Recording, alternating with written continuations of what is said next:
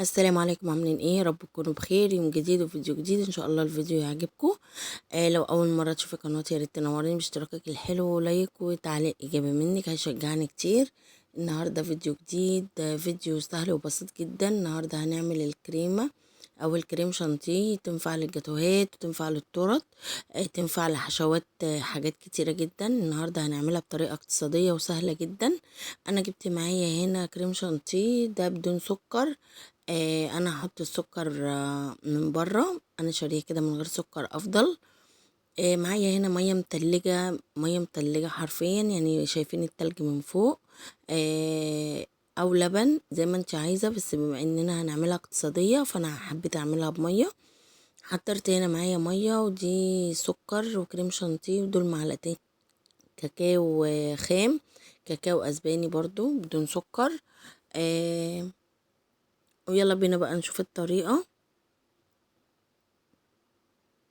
بصوا مقدار الكريمة طبعا على حسب الخامة نفسها بتاعت الكريمة. في خامة كويسة وفي خامة مش كويسة، فانتوا تخلي بالكوا. في ماركة كويسة قوي اسمها المتحدة، هي غالية شوية بس هي كويسة جدا. القوام بتاعها بيتظبط وبيبقى متماسك وجميل جدا. بس انا النهاردة الكريمة بتاعتي انا مش عايزاها متماسكة قوي، انتوا حابين تخلوها متماسكة قللوا نسبة المية او اللبن شوية وهتبقى جامدة معاكوا. ده انا كده حطيت السكر. السكر طبعا لو هنحط جناش شوكولاتة على حاجة او هنحطه على حاجة مسكرة، يفضل ان السكر يبقى بسيط، يعني دول حوالي 3 معالق سكر او 4 معالق سكر على 250 جرام كريم شانتيه، ودول برضو 250 جرام مية. آه، هحاول ادوب السكر الاول، لو عندك سكر بودرة طبعا هيبقى احسن وافضل، بس انت تكوني طحناه في البيت مش شارياه من بره برضو، هيبقى افضل وهيبقى اوفر كمان في الوقت. هدوب السكر بتاعي كده وهنزل بعد كده بالكريمة بتاعتي.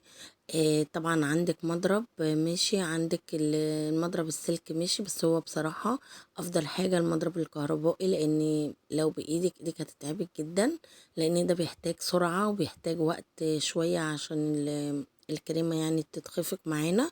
حطيت هنا معلقتين الكاكاو الخام على الكريمة، وبدأت كده ان انا انزل بيهم. وطبعا هناخد وقت شوية في الخفق بتاعهم عشان يبقى القوام بتاعه اللي انا عايزاه. طبعا انت بتفضلي تضربي لما بتوصلي للقوام اللي انت عايزاه، بتفصلي المضرب وخلاص كده بيكون جاهز معانا. لو حسيتي ان هو سايح شوية تحطيه في التلاجة بيجمد معاكي، لان طبعا بيفرق الصيف من الشتاء. لو في الشتاء بيجمد معاكي ما بيسيحش او ما بتحسوش ان هو خفيف، لكن لو في الصيف بصراحة مهما بنضرب فيه اوقات، لو درجة حرارة المطبخ سخنة او بتطبخي او مشغلة البوتاجاز، مهما تضربي فيه بتحس ان هو سايح سنة او سايح حاجة بسيطة، فاحنا بنحطه في التلاجة هتلاقيه جمد معاكي وبقى زي الفل. وبس كده انا بدأت بقى ان انا اكمل فيه ضرب. هفصل الفيديو كده عشان ما يطولش معاكم لفترة طويلة وما يبقاش ممل معاكم، بعد كده هرجع بدل ما يضرب معايا. اهو زي ما انتم شايفين، بصوا تماسك معايا والقوام بتاعه ده اللي انا عايزاه. مش عايزاه يبقى جامد قوي، لان انا يعني انا حابه القوام ده عشان اقدر افرده بطريقه حلوه يعني، ويكون سلس معايا، وخصوصا ان انا كمان مش مش يعني مش حلوانية قوي، يعني انا كده بعمل حاجة بس على قد معرفتي وبحاول اديكوا افكار. بس هوريكوا اهو لما حطيته كده في كيس الحلواني عملت بيه روزيتات بسيطة كده صغيرة، واداني شكل جميل. ويا رب الفيديو يكون عجبكم تستفادوا منه لو بكلمة واحدة. تعليق حلو منكم يشجعني. حابين ان انا اعمل اي وصفة انتوا عايزينها اكتبولي في التعليقات.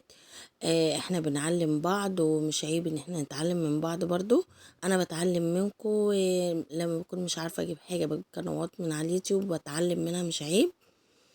فكلنا بندي افكار لبعض، ويا رب كده اكون افدتكم ما اكونش مملة بالنسبة لكم. واللي ما اشتركش بقى لو عجبه الفيديو اشترك، لو ما عجبكيش الفيديو عادي مش هزعل، ممكن اعمل فيديو غيره. ممكن اعمل فيديو جديد يعجبك، مش شرط ان انا الفيديوهات كلها يعني تعجب الناس كلها، لا ممكن فيديو اعمله يعجب الناس، ممكن فيديو لا. فانا راضية باي حاجة الحمد لله. اتمنى بس كده من ربنا ان فيديوهاتي تكون خفيفة وتعجبكم ان شاء الله، عشان اقدر اعمل لكم فيديوهات تانية كتير. شايفين ما شاء الله، يعني الطعم كمان جميل جدا جدا. لو انتوا حابين تحطوا لبن ده بيعزز الطعم جدا جدا، برضو بيبقى طعمه حلو قوي. بس انا بما ان انا بعملها اقتصادي، انا ما حبيتش ان انا اكلفه قوي. وعملته معاكم كده بالطريقه دي بالميه، لكن زي ما انتوا عايزين تحطوا حطوا. حابين تحطوا بالمانجا بالفراوله باي حاجه باي طعم انتوا عايزينه، هينفع برضو، هيبقى جميل جدا. اشوفكم بقى في فيديو جديد ان شاء الله، واشوفكم على خير.